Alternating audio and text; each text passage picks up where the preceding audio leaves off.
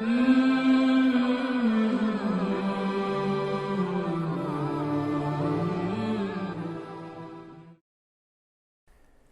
the name of Allah, the most gracious and most merciful, may the peace and blessings of Allah the Exalted be upon the Prophet Muhammad and his purified progeny, and may the damnation of Allah be upon their enemies.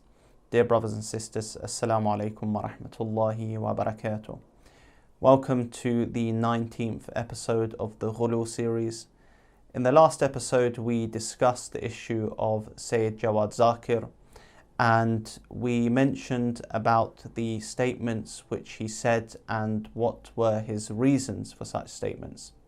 Now, as I said, some people asked me, okay, did you call him a kafir or a mushrik? I said in episode 17 we merely presented the statements which he said in some of his eulogies. And then in episode 18, the last episode, what we did was comment on some of these statements. So I commented on these statements and I said that he claimed that he did not believe in these statements and that they were emotionally fueled statements. But I said this was not a good justification for such statements. And in the clip he tries to say that yes, he believes Allah Azza wa Jalla is without partners. So I need to take this on the apparent. Yes, the statements he said in these eulogies were shirk and kufr. But later on he says that he did not believe in such statements. So I did not call him kafir or mushrik. I said that the statements he said in these eulogies were shirk, they were haram, and anyone who truly knew the Tawhid of Ahlul Bayt alayhim salam and the pure monotheism that they preach would never say such statements. So I didn't call him a kafir or mushrik. I clarified what I say about him overall after this video. And then I said that, okay, one of the beliefs he had was apparently believing Imam Ali alayhi salam created the universe, which some minority of people have and say this is by the permission of Allah.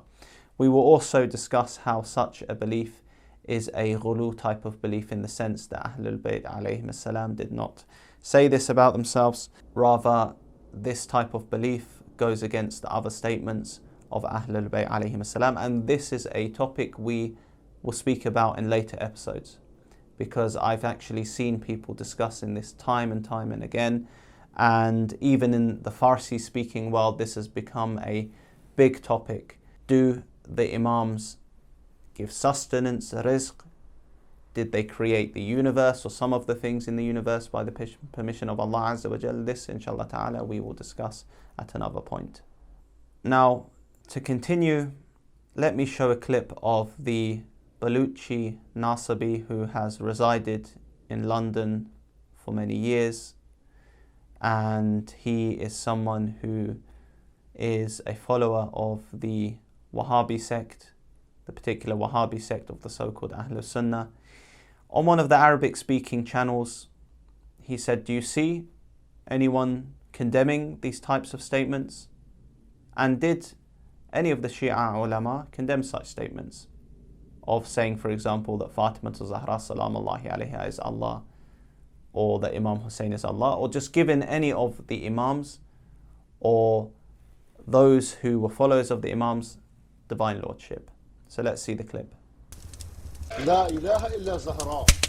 هل رأيتم عالما شيعيا واحدا مرجعا شيعيا واحدا استنكر هذا كما يستنكرون لعلماء السنة ليلا ونهارا؟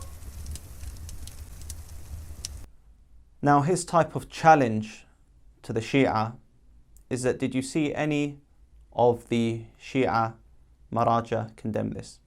Now, dear brothers and sisters, when you go into the books of Shia ulama, and especially the fiqh books, they make it clear as to what the Shia stance is of those who commit shirk or say polytheism. And these general statements, as we've shown before, can be applied to anyone who utters such things. However, yes, we can find those among the Maraja who have condemned statements. So to answer the Nasabi Mullahzadeh, we will present one of these statements of Sayed Sadiq Rouhani. And it's funny because some of the Nawasib tried to show a scan which they took out of context, saying that, look, he says you can't say Ya Allah, you have to call on the Ahlul Bayt alayhim salam or do tawassul. But what he was saying from this statement And although I may not agree with all the beliefs of, for example, Sayed Sadiq Rouhani, or maybe all of the opinions of him, what he was trying to say in that particular statement is not that you can't say Ya Allah. He was trying to emphasize on the fact that no one can deny tawassul by saying that, okay, yeah, you should just say Ya Allah, and one cannot ask Allah by the Ahlul Bayt alayhim as-salam or through the Imams. For example, someone would say Ya Allah bihaqqi Muhammad wa ali Muhammad. Someone calls on Allah Azza wa Jal, and then, for example, they mention the names of the Prophet Muhammad sallallahu alayhi wa alihi, or the Imams alayhim as-salam. Or someone, for example, by the grave of one of the Imams, asks the Imam to ask Allah Azza wa Jal. Someone cannot deny the valid concept of tawassul. And to say that, okay, one cannot say Ya Allah alone according to the Shia is a fallacy, because we have du'as taught by the Imams alayhim as-salam calling on Allah Azza wa Jal. But then doing tawassul through them, this is valid. Of course, these days there are discussions about istighatha and saying Ya Ali, and there's some controversy about this. Inshallah ta'ala, we'll discuss this in the future. But doing tawassul through the Prophet and Imams, or going to their graves and asking them to ask Allah Azza wa Jal, not believing that they give all rizq, no, asking them to ask Allah Azza wa Jal is valid. And one cannot deny that concept and just say, oh, just say Ya Allah. It's like someone saying, oh, I accept salah, but I don't accept fasting, zakat, or I don't accept charity, giving the zakat, the charity. One cannot deny certain concepts and say they accept other ones.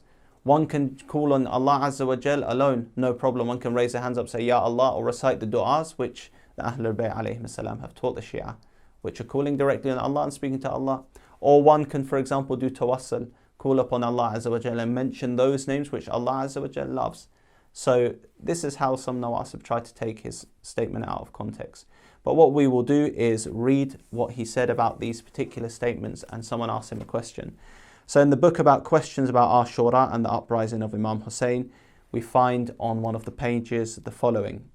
And by the way, just to say that this particular book is very good. I don't believe there's one online of this, but it just answers various questions relating to the tragedy of Karbala, Muharram, Imam Hussein alayhi salam, Sayyidah Zainab salamullahi alayha.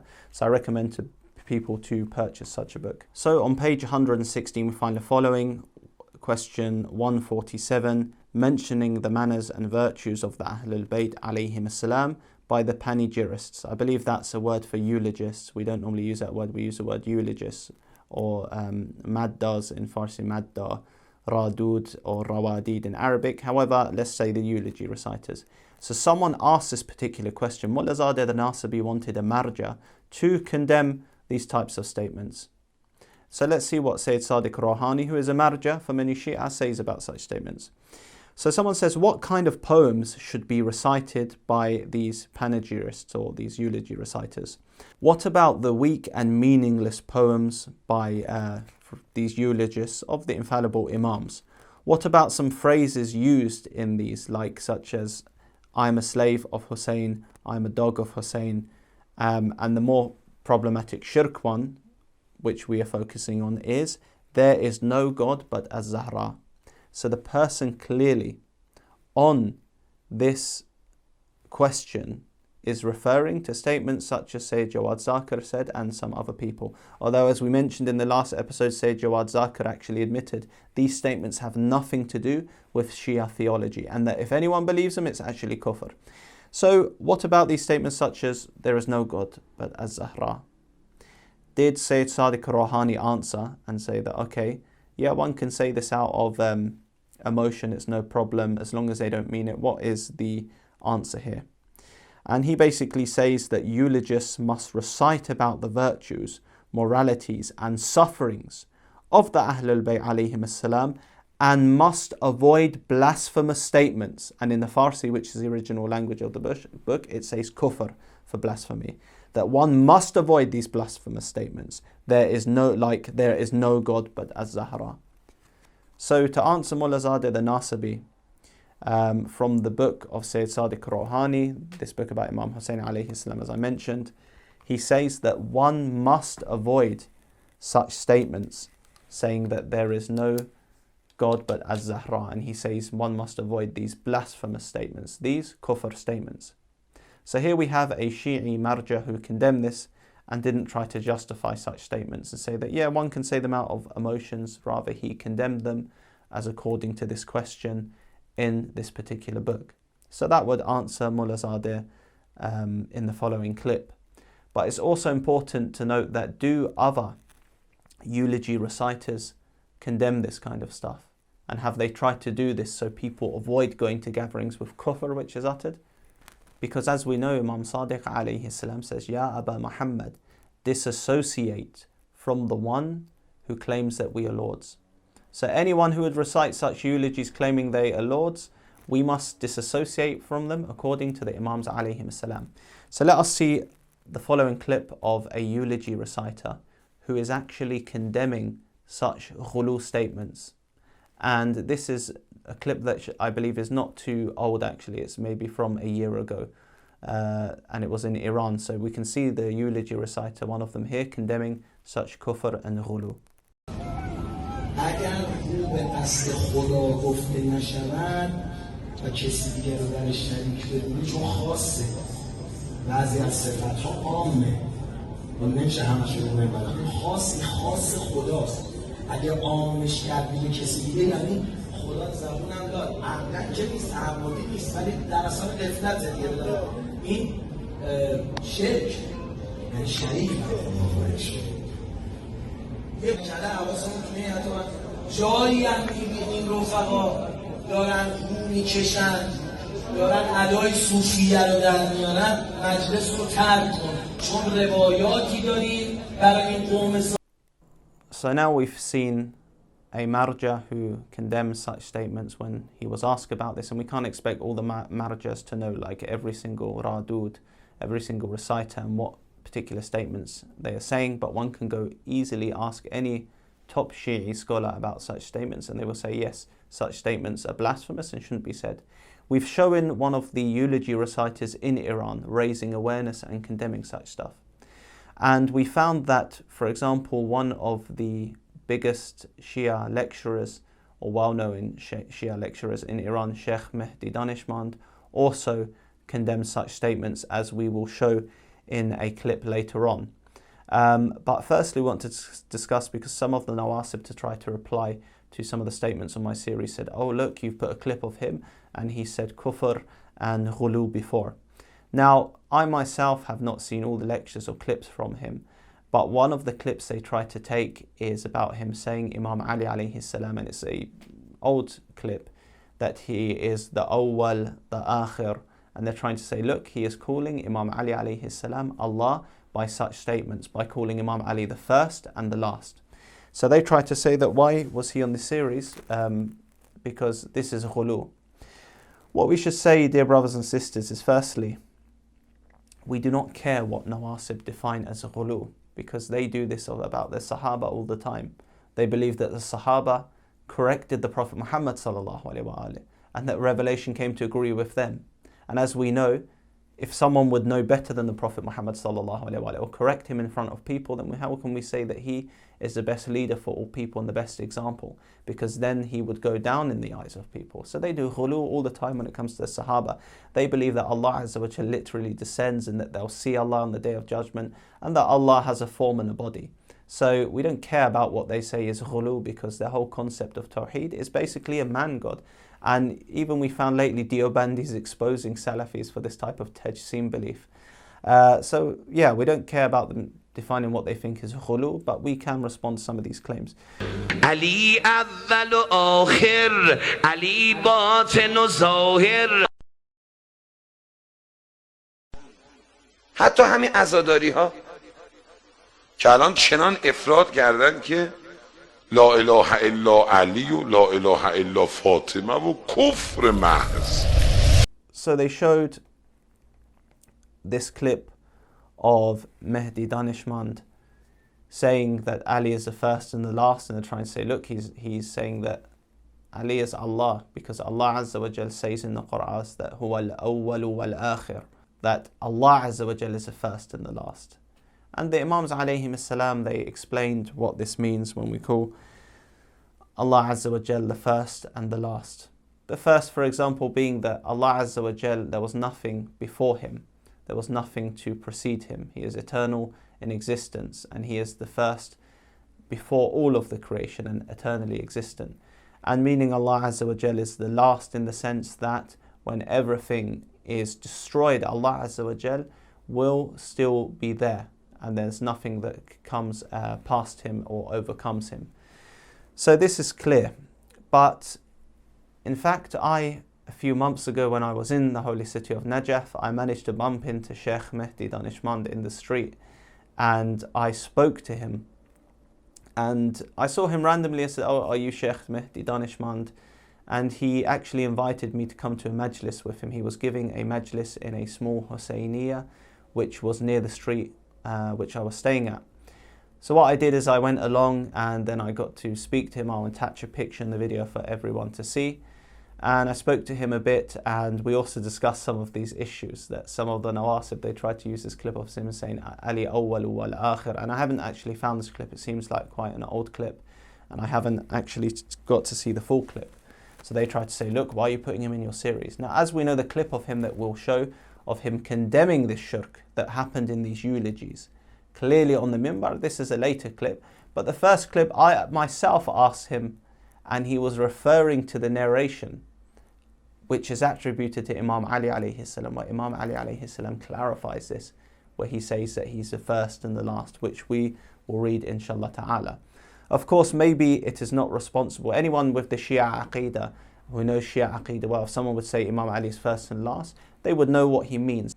Maybe it is better for the speakers not to say it in this type of context, because people will take it out of context, the Nawasib, and they'll cut the clips to try make people think that the Shia speaker is calling Imam Ali alayhi salam Allah. So Sheikh Mahdi Daneshmand himself told me that no, of course he didn't mean that Imam Ali alayhi salam is Allah. He was reciting a type of poetry which is based on the following narration. So this particular narration, we find the following. It says that a Bedouin was astonished from Imam Ali alayhi salam's words when he said, "I am the first." And then after that, Imam Ali alayhi salam, because sometimes if someone gives a statement and it is not finished, then people think, okay, it's kufr. If we read the narration, we find the following. The Bedouin was astonished from his, meaning Imam Ali alayhi salam's words. He said, "I am the first." So if one just hears this, they'll be like, okay, is Imam Ali alayhi salam calling himself Allah? But after that, he says, "I am the first to believe in the Rasulullah sallallahu alayhi wa alihi." So now we have a context for this. So if someone would say Imam Ali is the first, it would be based on this narration saying the first to believe in the Rasulullah sallallahu alayhi wa alihi. And Imam Ali alayhi salam professed his beliefs in front of the enemies of Islam, such as Abu Lahab, that he believed in the Prophet Muhammad sallallahu alayhi wa alihi and he accepted his call. And it's like even in the Quran, فَوَيْلٌ لِلْمُصَلِّينَ, where Allah Azza wa Jalla says, woe to those, the musallin, the ones who pray. الَّذِينَ هُمْ عَنْ صَلَاتِهِمْ سَاهُونَ. So Allah Azza wa Jalla in the next part of the verse clarifies what it means. If someone took these two verses apart and just recited one, they could be like, is Allah Azza wa Jalla saying, woe to those who pray? And then the second part of the verse comes in this, where Allah Azza wa Jalla clarifies that those who are negligent of their salah. The next part of the narration, it says, so I am the first to believe in Rasulullah. I am the last. So this is what Sheikh Mahdi Daneshmand said, Imam Ali is akhir. But what meaning what? The last one to look at him when he was in his grave. So again, from this narration, which is attributed to Imam Ali alayhi salam, it is not any type of kufr or shirk. It is actually clarifying what it means by first and last. I am the last one to look at him, Rasulullah, the Prophet Muhammad sallallahu alaihi wasallam, when he was in his grave. I am the apparent of al-Islam, so the person we learn Islam from.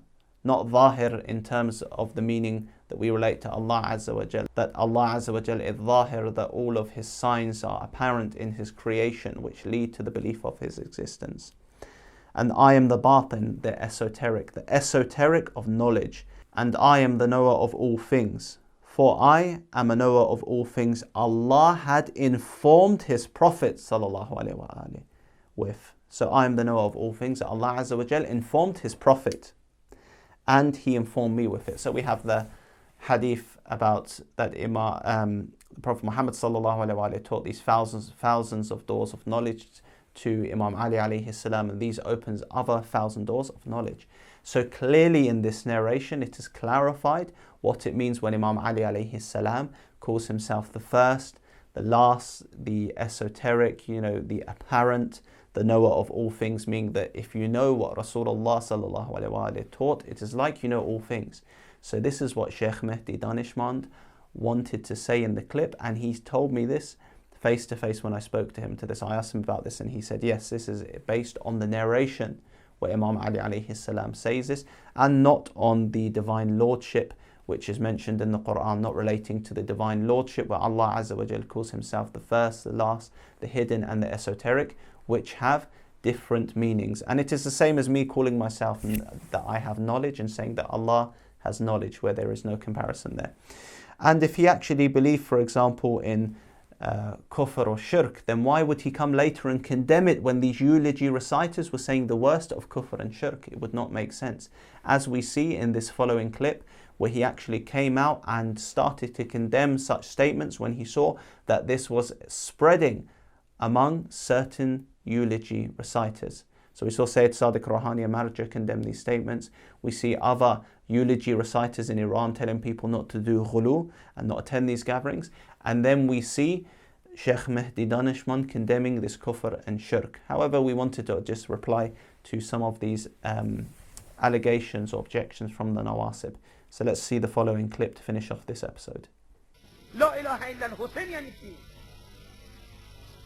Subhana nemidunem Rabbil Husayn yani ki? Rabbana atina fid dunya Zeynab yani ki? این کفریات چیه تو بگی؟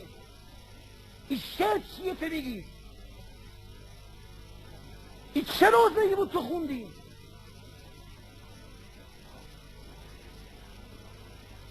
یکی نیست، یه فهم نیست. آبروی شیعه داره میره، بعد میگه این کار عشق است. مردشور این عشق رو ببرن که عقل رو فراری میدهد. بچه ببخشید ادامش فردا شود.